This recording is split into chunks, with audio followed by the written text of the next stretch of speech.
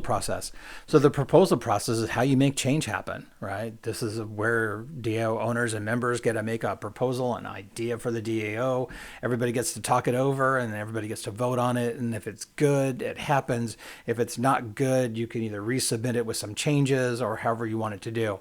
But this is how the process for change or investment or whatever happens inside a DAO. This is where we all get to make the big decisions based on how many tokens we have or however voting happens. Right? So you've got to have some pretty good effective decision making on this. So you really want to have that well-designed DAO proposal process. There's great examples out there, right, on how this works.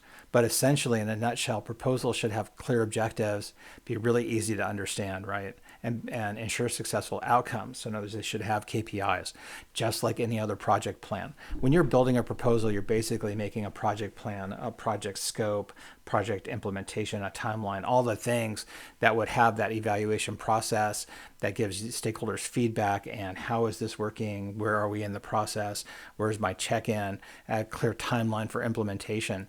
You can have a very interesting process around proposal depending on what kind of proposal it is. You know, some of it may just be, hey, I want to buy these NFTs. That's a different kind of proposal than, hey, I think we should make this change to Ethereum, or hey, I should make this change to Bitcoin.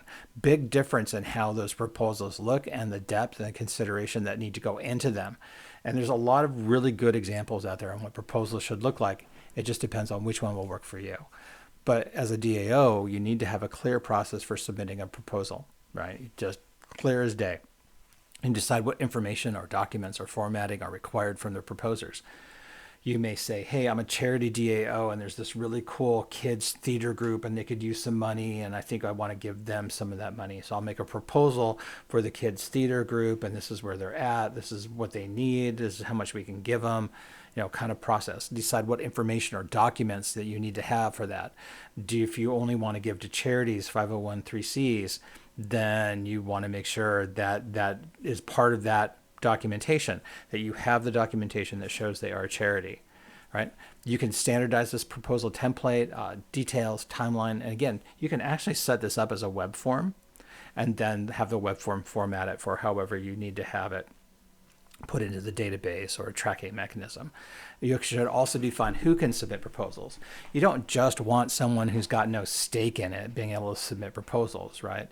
So you want to have the proposal process behind a sign-in or login process. You may only want a certain type of token holder to be able to make proposals, or you may be a charity DAO and you may want people to be able to apply for a proposal. You may be able to want them to apply for a grant. So depending on where you're at and what kind of DAO you got, you can either put your proposal public or you can put it behind a username sign-in login process. But if it's a public proposal, expect that to be spammed, right? Expect the hackers and the script kiddies to find it and absolutely 100% overrun that entire proposal sheet. So make sure you've got like some kind of check and balance in there. Some people will use it honestly, but you know, form stuffing is actually a thing that happens. It's just a thing to remember. Now, the other part of this is you're going to have a review.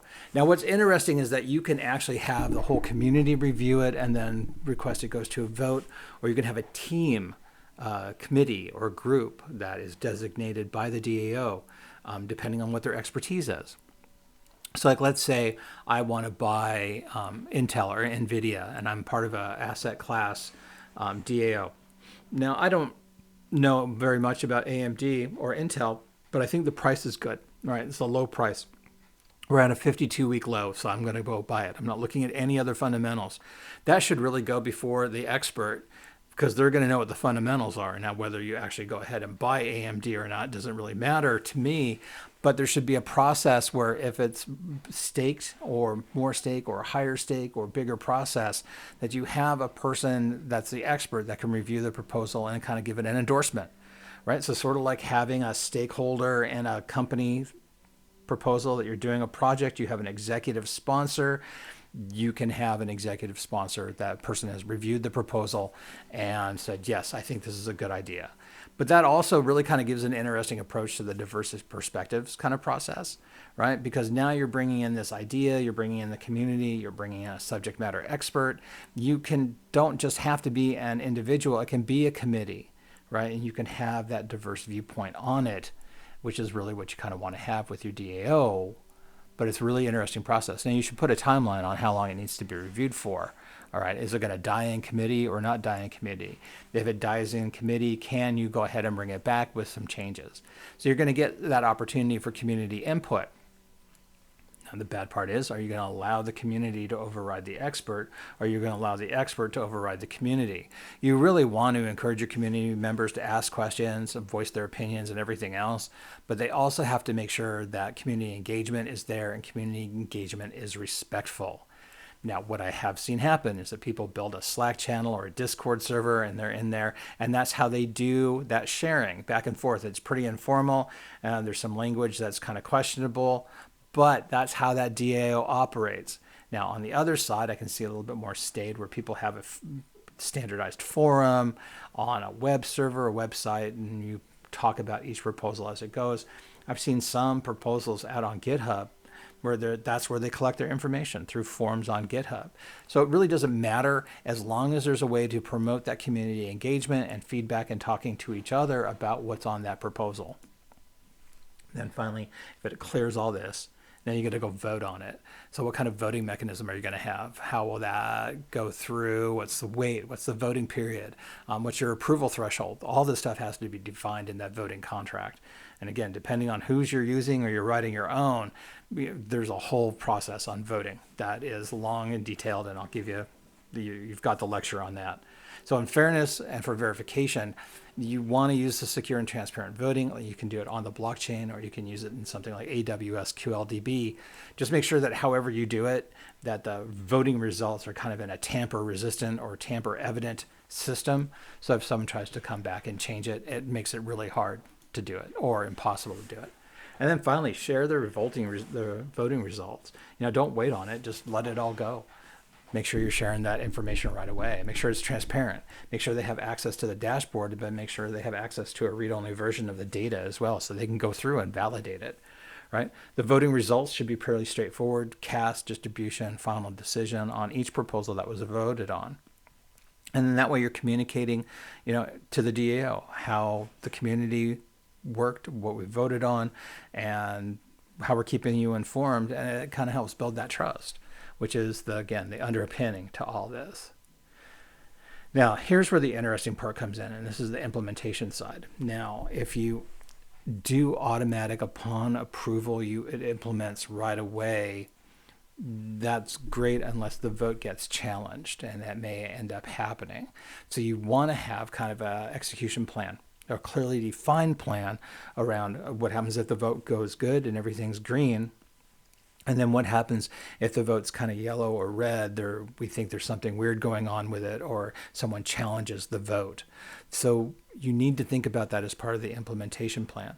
So you should make sure that if you have a big proposal, one that actually works on technology, of responsibilities, timeline, and resources, you should provide regular updates. But if you have a challenge, you should have a mechanism to deal with that challenge to the vote. So you may need to delay implementation or execution based on that, just to give people kind of that cool down period when the voting is all done. Maybe wait 24 hours and see if anyone's going to challenge the vote, because it could happen, especially if you are starting to get a little bit dysfunctional with the DAO and you've got various blocks that are all trying to do certain things and they're not interested in the DAO, they're interested in themselves.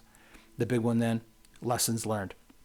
Every project I've ever worked on has a closing document where we were posting what we learned, why we did this, what worked well, what went bad, what went ugly, where did we go, what did we do, how did we fix things. And this gives a really great future thinking documentation for the next proposal that goes through. The first couple of proposals for your DAO are going to be kind of ugly, and you're going to learn from those, and you're going to make some changes and do other things. And finally, when you get to like your 10th vote, you'll have a system that really works well. And that's where those lessons learned documents kind of come in. You're going to learn from your successes. You're going to learn from your failures. Very project management viewpoint on this one, right? And then finally, continuous improvement. You're constantly working on feedback from the community, evolving needs of not just the community, but the people the community serves along the way, how the process works, the software, the data storage, any kind of challenges, everything that happened to make sure that the next process is more efficient, more transparent, more inclusive. And you're going to learn from all your previous lessons and previous proposals to make this process a lot more interesting for the next group that ends up coming along.